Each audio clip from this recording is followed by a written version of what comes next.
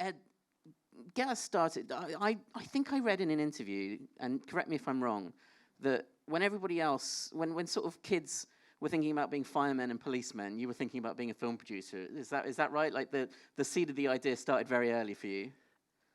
Yes, quite early in a way. I mean, I came from a family of medics. My mum and dad were both doctors. And there was sort of a kind of an expectation that I might, go into the family business, so to speak. But and this really dates me, but I kind of grew up as a teenager when sort of home video came along for the first time. And my friend down the road had the first video player in Ireland, not literally, but almost. And so we used to rent videos all the time and watch countless movies, old movies, every kind of film. And so I was a big film lover. And then the other thing that I absolutely loved reading was, weirdly, the biographies of kind of the early sort of pioneers in Hollywood, the people who came from Eastern Europe and set up the studios, the Spiegels and Thalbergs and Mayers and all that stuff. I just found that completely fascinating, the kind of the business of film. And so I kind of quite early on, like as a teenager, I did develop this notion about being a film producer, which wasn't really very realistic in Ireland at that time, in the 80s. And then when I went to college in Dublin, to Trinity, I had known Lenny Abrahamson as like in kind of social circles as a kid. In fact, I went out with his sister for 3 weeks when I was 14, which was a long time when you're 14. And so we used to find each other at parties and talk about films and became friends. We weren't in the same school together, we were in the same circles. And then when I went to Trinity, I had this notion of setting up a filmmaking society. And I called Lenny and he set it up with me and other friends. And we started making things, and that's really how it started. Just, stupid documentaries about the Trinity Ball and, when we were all like half cut ourselves, so they weren't very professional, but it was just getting into it that way. You met Andrew at Trinity as well? Well, Andrew, I knew, Andrew Lowe, I knew, I was in school with it's all very Irish because it's all very, 2 degrees of separation. I was in school with his first cousin and we knew each other. Andrew will say that he's 2 years younger than me, which he is, it's true, but he does mention that. And so we knew each other in Trinity and kind of, were friends, but really only got to know each other when we both started working in film a couple of years later. Tell us a little bit about the inception of Element, what you wanted to do with the company, and how you kind of, what that early philosophy was. I don't know that we had a philosophy really, but I had previously been running a film company. So when I left college, I set up a film company with Lenny and a bunch of other friends. They had a music studio together, and I had a film company. They had the music studio, and I had an office there, and I produced Kirsten Sheridan's first film and Paddy Brannock's first film and Stephen Bradley's first film. But I was really just working by myself, and it's can be very lonely. And Andrew worked with me on The Tale of Sweetie Bart, which was Stephen Bradley's film, which was an Irish, Icelandic, German co-production, French-German co-production. It was quite complicated, and he turned out to be brilliant at wrangling all that stuff. And he was the production accountant, but we got on very well, and he was incredibly helpful in difficult circumstances. And so we talked about setting up a film company together, and I kind of realized the value of having a partner, because it can be a very lonely road, particularly when you're starting off. And then he went off and worked at the Irish Film Board as the head of business affairs, and I continued to make films. And then in 2001, 20 years ago, we set up Element together. And it was really, about making films, feature films, and I guess primarily with Irish talent in the first instance. But we also knew that we had to kind of survive and keep the company going. So we did kind of service productions and co-productions and all that kind of stuff to keep things going as we developed projects and began to make projects. And how would you describe, I suppose, the landscape of Irish film at that kind of time? For people that weren't there, won't be familiar. Like, how many players were there? What was the kind of the scale of it at that time? It was really I mean, it was really nascent because I mean, it was in the mid-90s that there was kind of the Irish Film Board was founded. So, you know, before then there was no real public funding or anything, you know, and I think it was, I mean, I used to jokingly say at that time it was kind of, there were different relationships with different kind of potential financiers or audiences, if you like. It was like, and I'm being very pejorative, so forgive me, but we used to say, well, you know, the Brits all think we're terrorists, so they only want things about the IRA. And the Americans all think we're leprechauns, so they only want like fairy stories or whatever. But the Europeans think we're the land of Joyce and Beckett. So that's like a much more interesting territory to mine. So the first films that we produced, we did a lot of co-productions with Germany, France, and actually that was a very welcome, they were very welcoming to us. I think because in those days at least there was still a kind of public service thing going on in European broadcasting, which I think exists less now than it used to then. So ZDF and Arte and these big channels were genuinely interested in kind of, I suppose, cinema from what in those days was a kind of marginal country, you know, arguably still is, but definitely was in those days. So we benefited from that. And I think also because it's a small island, such a small country, we've always been very kind of outward looking, because you can't ever finance a film really out of Ireland. You always have to look abroad. So we were always kind of, you know, taking advantage of the media program, the European media program, and being part of those things and meetings and festivals and all that stuff. So that kind of, I think that sort of influenced the kind of films that got made as well, in a sense. The Irish film landscape, though, in the last 20 years has kind of really blossomed, and I think Element is a crucial element in that. You know, also plenty of other filmmakers and producers that have helped along that way. Did you feel a kind of a sense of community building as things grew? Definitely. I mean, when we made this short film in 1991, it was called Three Joes, which was Lenny Abrahamson's first fiction film, which we were still more or less, I commissioned it from Michael West, who wrote it in Front Square in Trinity, which you'll know from Normal People, those of you who've seen it, and I paid him £100 to write the script. Everybody's seen it, Ed. Right. Everybody's seen it. Anyway, so anyway, he wrote this script for a kind of a silent comedy, and our friends were in it, including Dominic West, who was in Trinity at that time, and Michael Murphy, who's a fantastic sort of avant-garde theatre maker in Ireland, and Gary Cook, who's a well-known entertainer in Ireland. So, and then the kind of the gaffer at that time was John Moore, who went on to make like The Omen and all these other movies, and Damien O'Donnell was involved in it, and Paddy Burnock, who I've worked with a lot, Irish filmmaker, was involved in it. So there was a kind of community of people at that time working on each other's films, kind of just trying it out, figuring it out. And it was spontaneous because no one had any money. There was no money available. So everyone worked for free. And actually a lot of the films turned out to be really good, weirdly, short films, but started to do well at film festivals. So I think that when public funding became available in the mid-90s, there was already there was fertile ground, you know, that people were beginning to make things and think about making things. So I asked you a question earlier about kind of philosophy, you know, and what inspired the kind of films that you wanted to make, and I'd love to return to that. It was fascinating to me. Is you know, Element, I think, has kind of defined itself by project. I mean, you know, you have a stable of incredible filmmakers who want to keep coming back and working with you, and I'd love to know how you built that, how you got there, if you know what I mean. I mean, like, I suppose you can only sort of think about things in retrospect. So, but I think that a lot of what we're interested we're never people who say, oh, I want to make a horror, I want to make a romantic comedy. We're primarily interested in people in a way, and so it's really about whether a writer or a director you find kind of interesting enough to want to spend a lot of time with and to help them kind of do what they want to do, if you like. And I suppose, you know, truthfully, knowing Lenny, you know, in college and being friends with him and beginning to make friends with him was very formative. And he was always someone who, it was obvious, was, you know, very clever and very talented, and whose company, you know, I really enjoyed, and who's, you know, great friend to this day. So I think we're, you know, we're all about, I think, in a way, the relationships with the people that we work with, and also relationships with people that we would also like to work with, trying to find those relationships.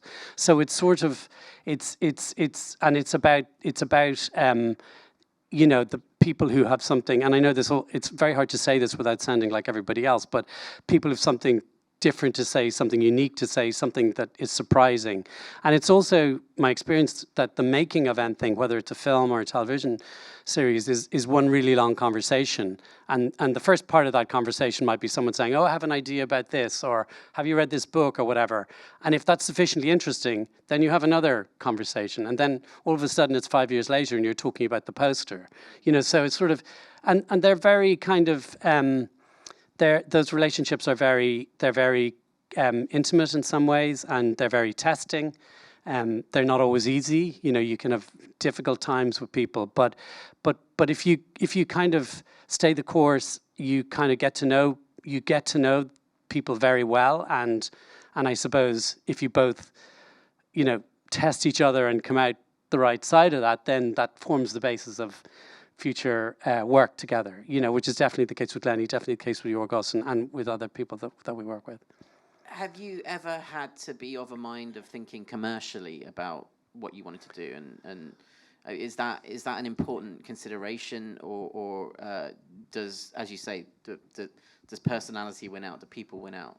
I mean, I think obviously you have to be mindful of, like, we have a big company now, at least not in world terms, but in Irish terms. You know, we have 40 people, and then the people working the cinemas. So we have to make enough money to keep the company going. But I think it's really about where, you know, your interest in somebody or a thing, a project, coincides with the interest of lots of other people in a way. And so wherever we've sort of tried to be, and we did try this earlier on in our career, tried to be a bit more commercial, like, let's make that thing that, I mean, we never made that Irish romantic comedy that would do really well in America. We never did that, but, you know, that's the way you might think, or whatever. And whenever we tried to do that, it just didn't work. I mean, it just didn't, it just didn't work out.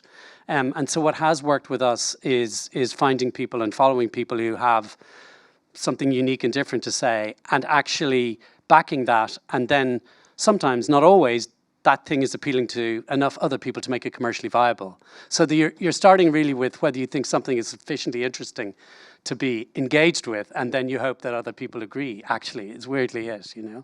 I mean, say something like Normal People is such a weird, and I don't want to jump ahead if we were going to talk about that separately, but it's a really weird, interesting one, because you know, when that came to us, it was the galleys of the book.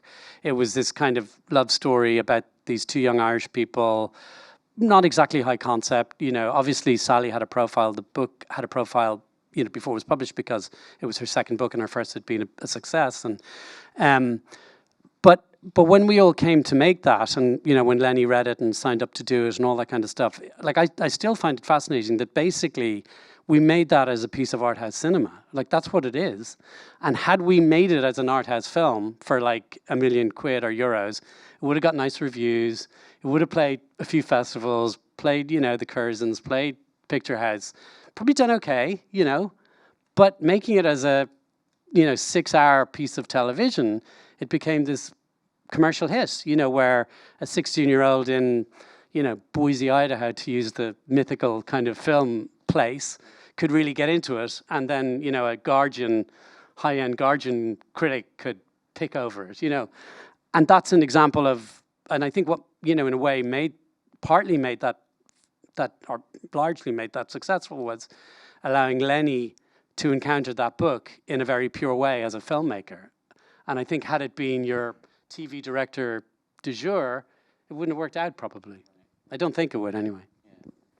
I do find it fascinating, because, I mean, you know, that kind of approach to making movies, making television shows, it feels, you know, as you're talking about it there, it feels common sense. It feels like, why would you do it in any other way? And yet, you know, the industry does do it in another way a lot. And you know, very occasionally it has success by doing it in a different way. But but it does feel like you know, the successes that you've had have been kind of organic and interestingly, like to look at Element's body of work. I mean, Normal People, obviously, just a huge phenomenon last year.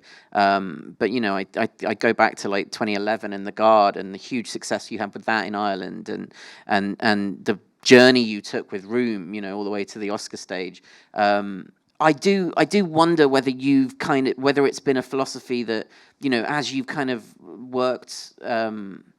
As you kind of worked over the last 20 years, as you put these films together, has evolved, has kind of adapted into providing, I think, what Element is now, which is a great support to filmmakers like Yorgos and Lenny and everybody else you work with. I mean, I'm probably going to sound a bit lame because I don't know that I can really analyze it. And you know, in a way, it also isn't that mysterious either. You know, it's sort of it's about trusting people and being interested in them. And you know, I remember like in one way, it was very schematic with Room. Lenny and I, you know, we'd done Frank and or we're doing it, or maybe we were in post on it, I can't quite remember. And we were like, well, we should try and do something that has a bit more of an international profile next time. And because in another way, it's sort of, I always think that like had Adam and Paul and Garage, Lenny's early films been made in America, he would have gone, you know, they would have been like, he would have been much more prominent in the world industry than he was, because they were these weird little Irish movies. But do you know what I mean? Just because they were culturally these strange little Irish films. But Lenny and I actually with Room, and this sounds, I don't know, kind of very schematic, but we actually were like, well, let's look at what books are being, and we were going through like the top 10 books reviewed for whatever year in the New York Times. And, you know, we were literally going through it and came across Room. And he was like, that sounds interesting. And it was written by Emma Dunne, who was Irish, which was incidental actually, but he just found something interesting in the book and he read it. And I remember I read it, this was in November 2010.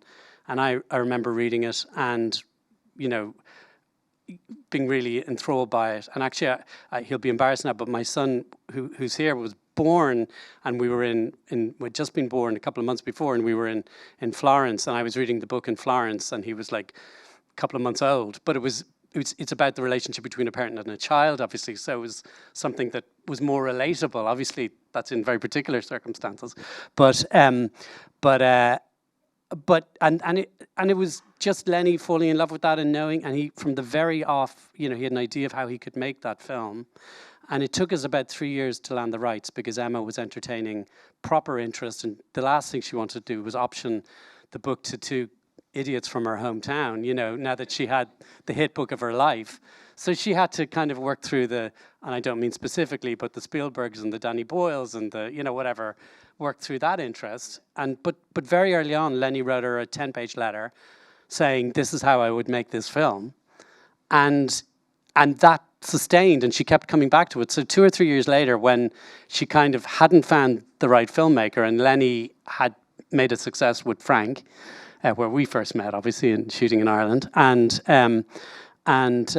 had a bit more profile, she came back to us. And it was actually like falling off a log to get that film financed. It was Lenny plus the book. We didn't have a script at that stage. And Film 4 and Tessa were developing it behind it, you know, and Glenn Basner put up his hand, and actually it wasn't hard. So I don't feel like I'm not really engaging with the philosophy thing, except to say it really is, it's about, and now, like, you know, I work in a kind of a community of film producers, in a sense. That's what Element is. Like, there are, you know, there's sort of 6 or 7 producers there, all of whom have their own tastes, all of whom have their own relationships, all of whom get to a greater or lesser extent what we're all doing communally. But it is really all about those kind of personal relationships and that kind of that philosophy of trying to be engaged with the material and the people. And the people, actually, it's in a way it's the people, because it's very hard to work with someone for that amount of time if you don't like them and you don't like having dinner with them. And even if they're tricky individuals, there has to be something kind of charismatic and compelling about them if you want to spend that much time with them, and also to maybe go the distance for them as well, you know, and dig deep for them, you know. So it's very human in that sense. Well, and about trusting in taste, which is again, like, a concept that I think it's incredibly scary, I think, to trust in your own taste and to go down a path that's going to involve spending a lot of other people's money, right? On something that you feel that maybe other people won't. You're not sure whether other people will. And that seems to be very much at the core of what you guys do. I do hate to keep harping on about it, but I think it's important because I think it's kind of why that process, as you described on Room, is easy at the end of the day.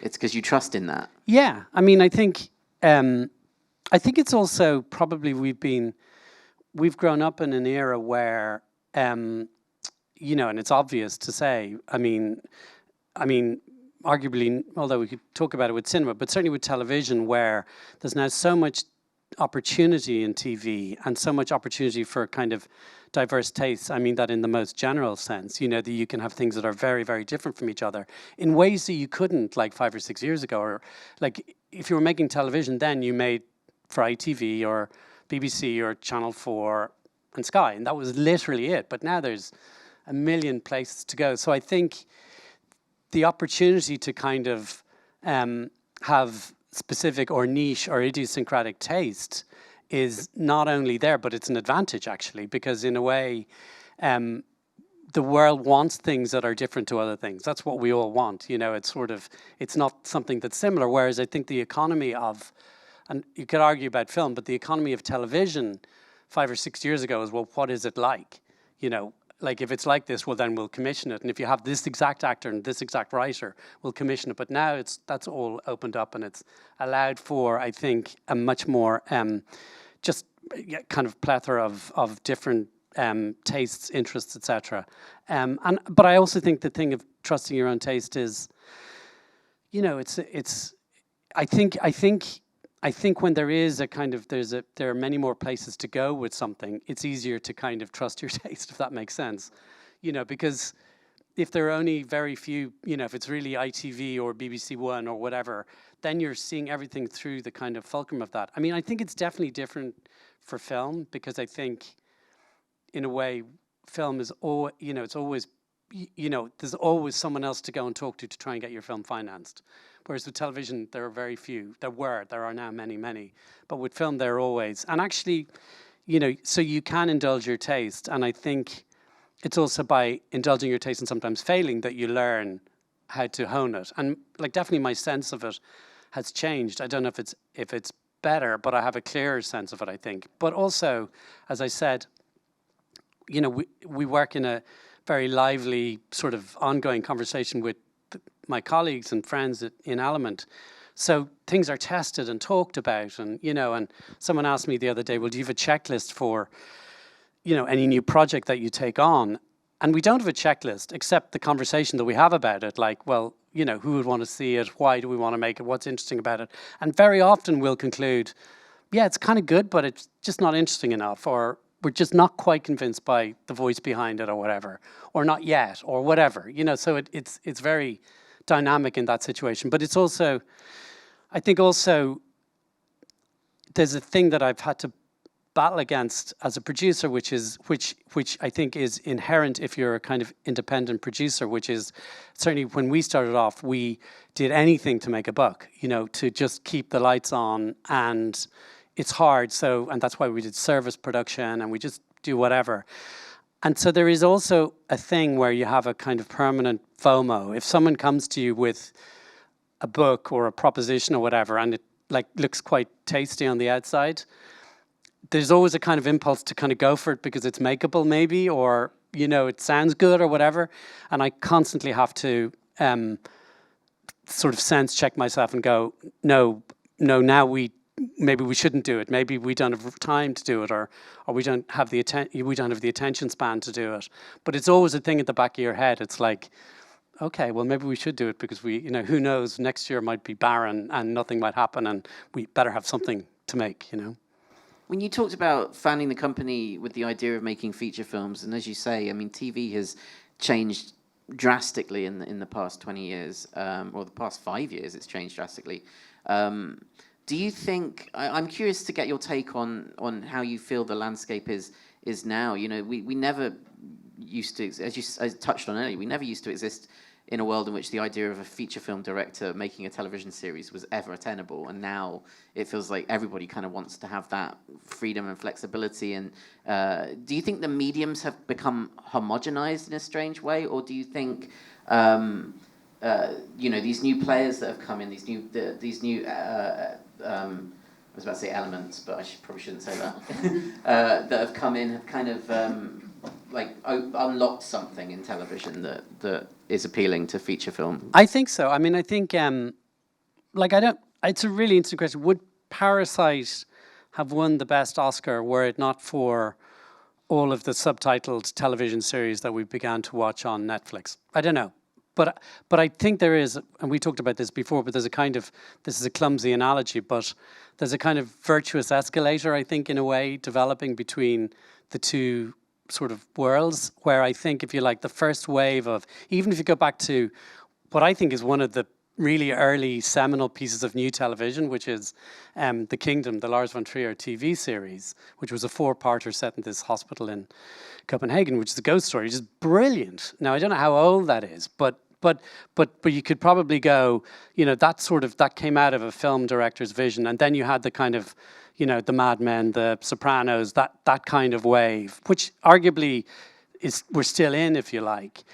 While I think at the same time there's been a polarizing of movies between quite big generic films and quite small brave films, and sometimes that's where almost always that's where the new interesting work is in the smaller films.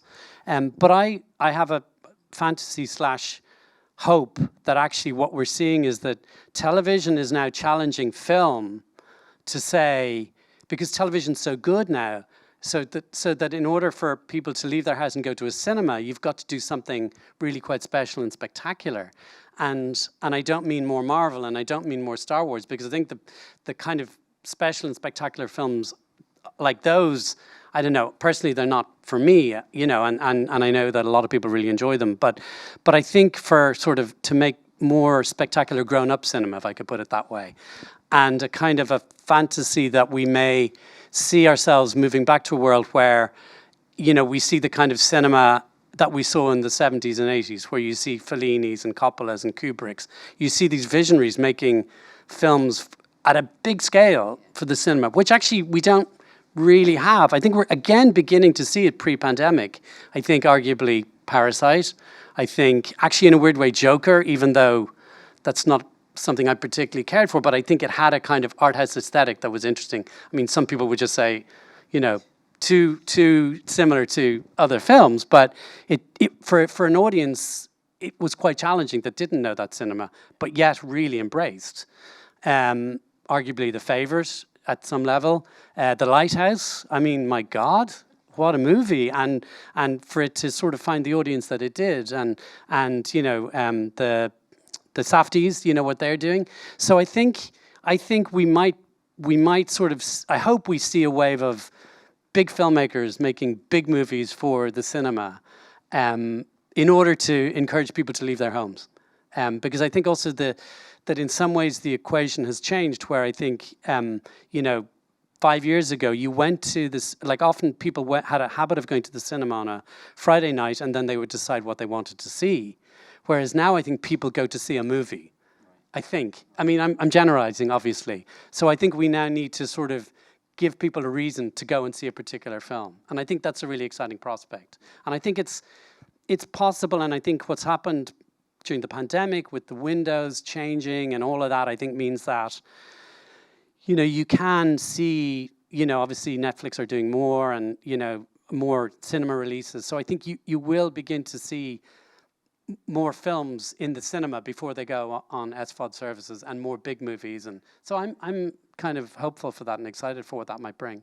Well, do you think, you know, in that way, kind of what you're doing then, I mean, you know, Disney has its Marvel and its Star Wars and whatever, and you have your Lenny Abramson and your Joanna Hogg, and you know, are you interested in kind of the idea of creating a brand around the filmmakers that you work with, that like that's a reason to get audiences to come to the cinema to see the new Lenny Abramson film, the new Joanna Hogg film?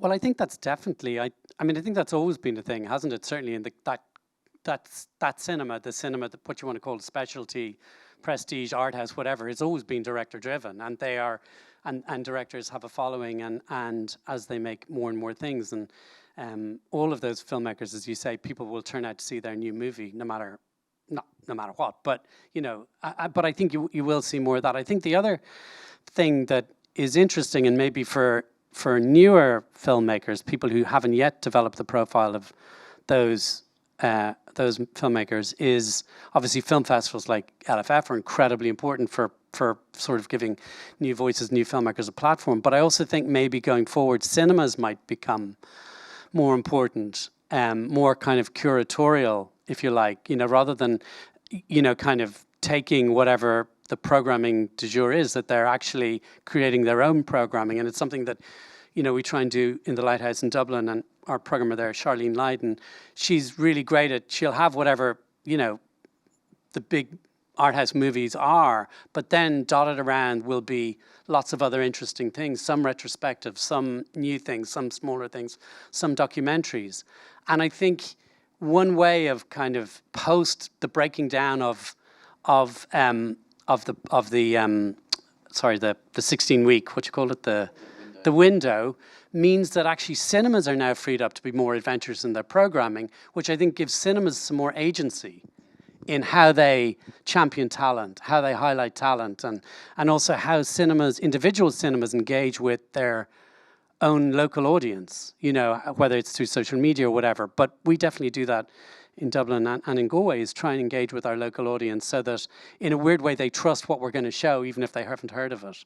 And I think that's going to be really interesting to see. And obviously big chains don't necessarily kind of promote that, really, because you take the central programming from wherever. But they might begin to, and maybe more and more cinemas will, and they probably do actually do it to some extent, but maybe do it to a greater extent. So I think that's a really exciting thing as well, and a way maybe for new films and new filmmakers to find their own kind of audiences, even on a kind of smaller level, on a local level, and again, you see that in Ireland, that sometimes films can do very well in Irish films can do very well in Ireland because they're Irish, if that makes sense, because they're speaking to a local audience. Yeah. Well, you actually anticipated the next question I was going to ask, which was about the state of exhibition, and I wonder, I did want to ask, what you have learned from your experience of kind of owning these two cinemas in Dublin and Galway, how that's kind of informed your production work, and what you've seen, what it's taught you about cinema, I suppose. I mean, sort of what I said in some ways. It's probably more kind of part of the soup of what you pick up, rather than like really specific lessons or whatever. I think what is interesting is that, I mean, now, like every night we get the numbers from the cinemas, and particularly Fridays in Ireland and here, obviously, are big nights when you see what's clicking and what's working, and if you're aware of the campaigns, you definitely learn something about that, about how things go out and how they work when they hit, and maybe in some ways you learn more about the marketing of a film and how a film is, perceived. Like an example I could give is we made produced a film called Rosie, which played here at the LFF, directed by Paddy Burnock, which is a wonderful film, but it's a film about a family who are homeless trying to just find a place to live in Ireland. And so it's a tough film, but it's a really good film, and ultimately has a kind of, I mean, there's some kind of humanity kind of, creeps through at the end for sure. But we thought we were very clever by marketing that film at a time in Ireland where there was a big spotlight on homelessness. But actually, no one wanted to really go and see a film about homelessness when there was a big spotlight about this sort of kind of difficult experience. So it's sort of, you kind of, there may have been a better way of selling that film at that time, and it did well because there was very good word of mouth on it. But it's things like that. And I also remember, say, with Room, there was, because that was such a dark story, and no matter what we did, there was a kind of feeling about that, that it was about a mother and child held captive in this horrible circumstance, which it's true, but we all kind of kept on trying to say it's a film about escape. It's not a film about incarceration. And what was really interesting about that was how important the Oscar nominations were to the commercial success of that film, because until it got the nominations, an awful lot of people, and still a lot of people, didn't want to go and see the film because it felt like it was going to be a really hard film to watch, which I completely get. But then when it got the nominations, that kind of that makes you go, okay, well, there must be something there to go and see, and it did work. So it's also where awards and nominations and stuff like that can be so important for a smaller film and a newer film to kind of find its audience and to help it find its audience. It's where the Oscars are at their best, actually, I think. And the BAFTAs and those awards. Well, I mean, we've seen, I suppose, in the last 20 years, this kind of the landscape of exhibition becoming a lot about the multiplex and the idea of 12 screen cinemas, 10 of them showing the Bond film, and a couple of them showing last week's blockbuster. Do you think? I'm curious if you think that the pandemic will force a kind of a re-examination of that. The pandemic and everything else that's going on as well, the competition from streaming. And do you think that that kind of re-examination is A, necessary, and B, kind of happening? I think so, yeah. I mean, and I think in the way that we chatted earlier about, like, just windows are changed, so therefore the rules about what films can get seen in cinemas and for how long are all changed. So I think everything's up for grabs in a really exciting way. And I also think, and this is personal opinion, but I think, and we've seen this certainly in Dublin and in Galway, is that people are really dying to get back into the cinema. And I think, while people really, loved being at home and watching Netflix and all that kind of stuff, like, anecdotally, a lot of people I know are, said, well, I've actually seen everything. There's no more. I've seen it all, and I'm fed up just watching stuff at home, and I want to be in a room with other people and have that experience. And I also think there's nothing, for me at least, and I think probably shared by a lot of people, as captivating as being in a dark room where you can't look at your phone, where you can't get up and make a cup of tea. It's a much more intense experience, and I think ultimately a much more rewarding experience with the right film. So I think there will be a reckoning in cinema going, in terms of cinemas and all that kind of stuff. But it may, in a weird way, be that actually that what benefits, and this is pure speculation, but possibly one could argue it in the way that we have, that films that are for kind of a grown-up audience, art house films, they may be the ones that kind of benefit, because they're the ones that, that the audience who like them will be more willing to go out and see them. And actually, in a way, if you can see a Marvel movie at home on your TV screen, why would you go to the cinema, maybe? I don't know.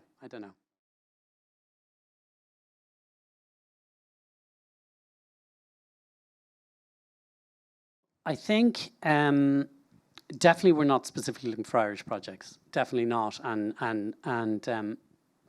I think we obviously, we live in Ireland, but also we're here in London and in Belfast, and most of my colleagues are not Irish, so that's not a particular bias. Although we probably would shoot ourselves if we missed a great piece of Irish material or whatever. I mean, I guess it's, truthfully, it's like we're not open to doing everything at all, and probably newer filmmakers, we are, unless it's very particular, very special, from a very kind of different voice, we are not gravitating towards. And I think there are better people out there to help make those films.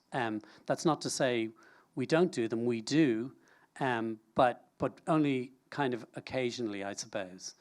But it's also, and then sort of relating to the question about how do you get something to us, I mean, like there's, probably 10 of us who are in contact with people who are proposing projects.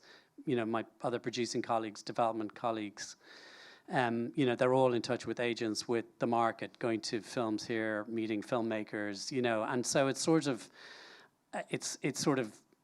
finding one of us who kind of can see something in a project, however that is. I mean, often it's quite sort of, we avidly cover books, and we have a book scout, so we churn through books, and then, my colleagues will be seeing loads of films here at LFF and meeting filmmakers and having conversations with them, and some of those conversations kind of only bear fruit years on.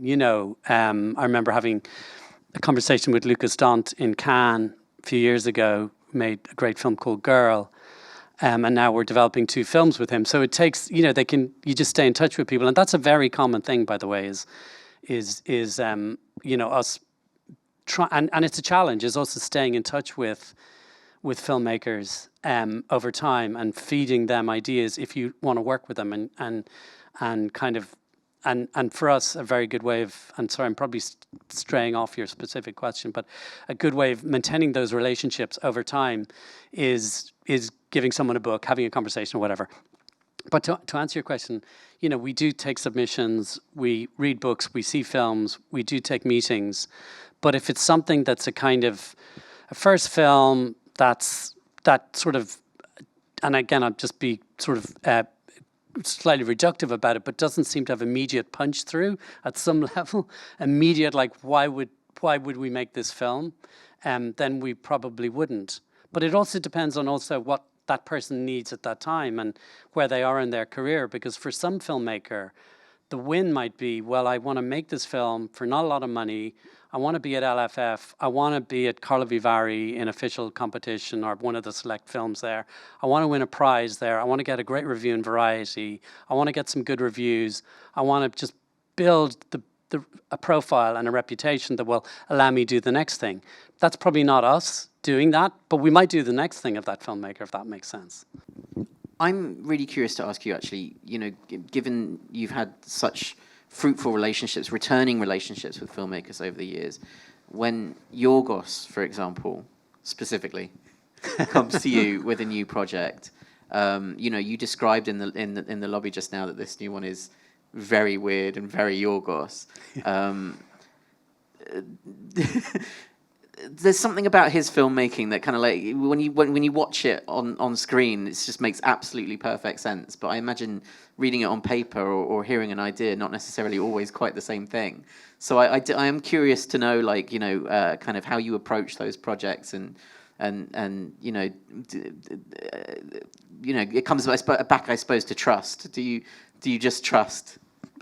Honestly, it is actually pure trust in a way, but the thing is, like, specifically since you asked about Yorgos, he's incredibly thoughtful about what he wants to do, and we first met him when we gave him the script for what became The Favourite. My colleague Lee Magaday met him first. My then colleague Lee Magaday and CC Dempsey, another producer, owned the project, and we all decided to work together, having seen Dogtooth, which, like, it's just one of those movies. It's just, like, undeniable. Yeah. And then he moved here to the UK because Greece was imploding, and he wanted to start making film in the English language. And he came to us with the pitch for The Lobster. And honestly, it was so well worked out. It was like 2 or 3 pages. It was himself and F. Themis, with whom he co-writes, had worked it out, in huge detail. That it was undeniable, actually. It really, even though it's absolutely barking, it's, and so eccentric, but that wasn't what he offered. He didn't offer you the kind of barking, eccentric one-liner. He offered you the kind of the depth of the thought that himself and Efthimis had put into it, so that you could really see the beginning, middle, and end of it. And actually, with their projects, specifically Efthimis and Yorgos, and we have quite a few of them that we're developing together. They do evolve as they work through the drafts, but actually they're very well formed in their first incarnation. And again, same with Killing a Sacred Deer. When we got the treatment for that, it actually did not change that much. It did change, but not that much, And then Poor Things, which we're shooting at the moment, which is it's a Alistair Gray novel. Famous Scottish writer, recently deceased. It's a take on the kind of Frankenstein myth, and it's about the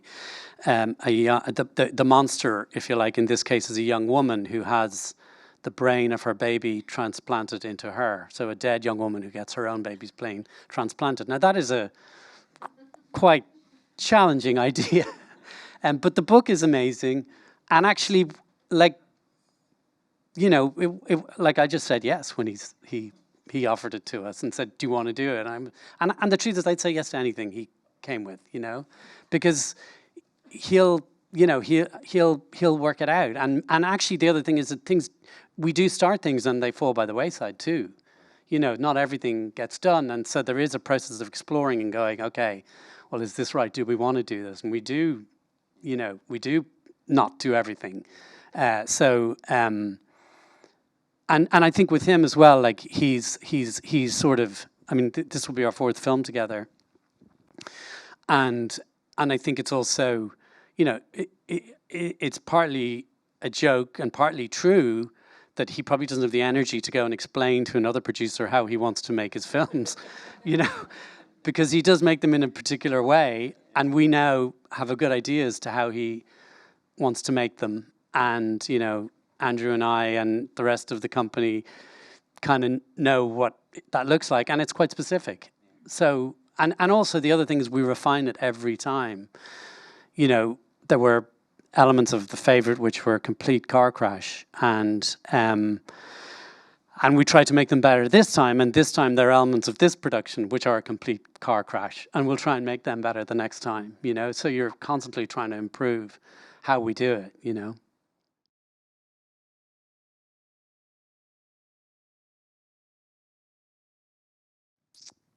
Well, what I mean specifically about that, but I suppose I have to be careful what I say because it's a sort of public arena, and so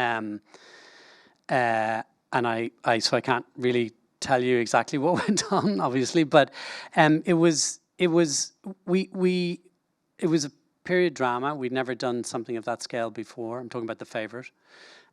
We were coming off the back of Killing with Sacred Deer, which we'd been trying to make The Favourite for a number of years, and for various reasons, mainly due to just kind of when people were available and finance available and stuff like that, we sort of knew we were going to make it, but we were greenlit and we had the cast, but we had to wait a moment to make it. And because we had that time, we thought we would go and do Killing with Sacred Deer, which we did do, but it meant in some ways we were quite late coming to The Favourite, and we were in post on Deer as we started The Favourite. And the other thing about The Favourite was that we couldn't move the start date because we were locked into a location. And I suppose all I can really say is it was incredibly challenging in pre-production. We had budget issues, and we had really intense time issues. And those 2 or 3 months of pre-production were, I think, although God knows, but I think were the hardest sort of professional time I had, if you like, in that thing of waking up in the morning with, you know, butterflies in your stomach, dreading what's going to happen that day, because it was, you know, kind of just sort of felt like it was spinning out of control, and you know, there were lots of unhappy people around, and actually, I suppose it worked out, you know, and it was very testing for all of us. But I guess, you know, the kind of what I took from it is it's just that kind of just having the stamina to get up and work through the things and have the unpleasant conversations and just do it. It ends.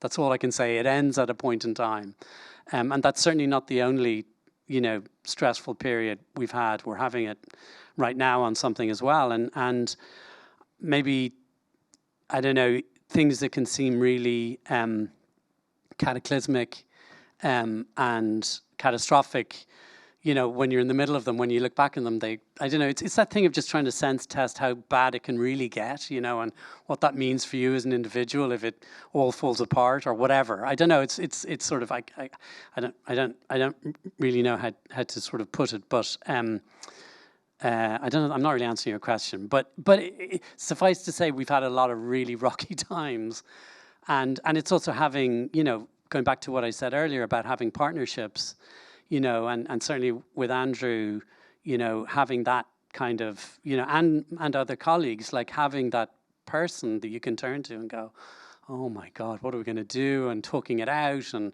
you know, and that's something that, you know, is really important, is that community and those friendships where you can air your fears and the worst case scenarios. That's really important, and I think why there are quite a lot of partnerships in producing, and it's also within the company.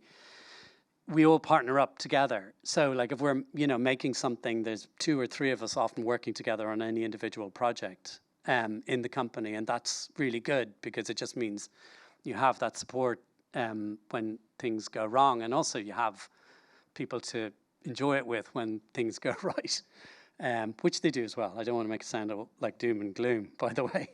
Do you subscribe at all to that Francis Ford Coppola Hearts of Darkness idea that maybe sometimes the best movies come out of that kind of struggle, that kind of fight? Like, it's funny, I don't actually, but I do. As in, yes, in the case of The Favourite, it was really, really, really hard for a while, and then it got a lot easier. But you also probably shouldn't welcome that in. You shouldn't open. No, but then Normal People was a joy. Like from the moment, Piers Wenger greenlit it when Lenny got interested, and in order for us to get the book, he greenlit the show, on the basis of Lenny's interest and Rose Garnett's interest, and from that moment on, it was a joy, absolute joy. So, I don't know. Maybe it's the extremes of experience speak to the quality of the film. Maybe the ones that are a bit meh turn out to be a bit meh. I don't know.